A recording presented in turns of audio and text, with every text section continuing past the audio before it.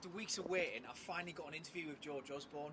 His office said he's going to fit me in between fixing the washing machine and watching Cash in the Attic.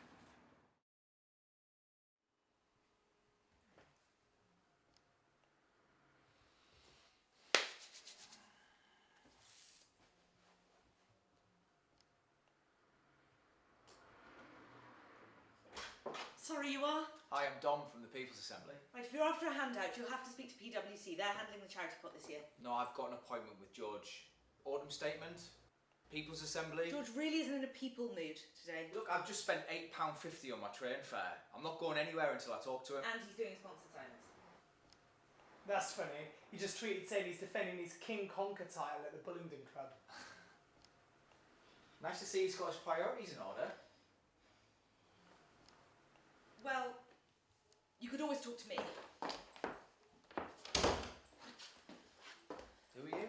I'm Rhea Dodgers. I'm George's style consultant, spiritual guide, voice coach, life coach, guru.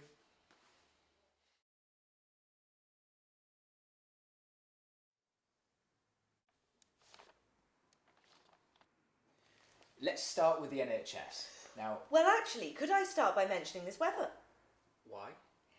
I know George is thrilled. We were able to make this the warmest Halloween on record. This is something that would not have happened under a previous government. But we can do more. If we continue to reject renewable energy, we could be tanning by Christmas 2020. Imagine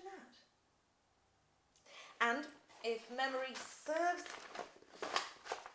yes, this Halloween, egging was at an all-time record low. But isn't that because people just can't afford to buy eggs? No, it's because people are better off under this government. They're all at home baking cakes to celebrate. That's ridiculous. I know we had a knees up over at Dave's actually, bonfire night. Austerity themed, of course. Huge bonfire in the garden, burned all our receipts. Sorry, is this the autumn statement? Yes. Where was I? Autumn. Yes, leaves, conkers. What about weather. austerity? Austerity. Gosh, yes, that's working, isn't it? Is it? Yes, of course. Thanks to George. And me, of course. People said I would never pass him off as a normal bloke. But let me tell you this. 2 weeks ago, we're in a betting shop. Toothless chap saunters up to George, puts his arm round him and says, "You're all right, you are." At least I think that's what he said. He had quite a thick Welsh accent. George smiled and replied, "Thanks, mate," as if it were the most normal thing in the world. I stood there glowing with what can only be described as a mother's pride. That is so... Brilliant, isn't it? He's learning empathy next. Look, let's get back to the point here, okay? You claim austerity's working, but 8.1 million people are now living below the poverty line, and over 1 million people are now using food banks.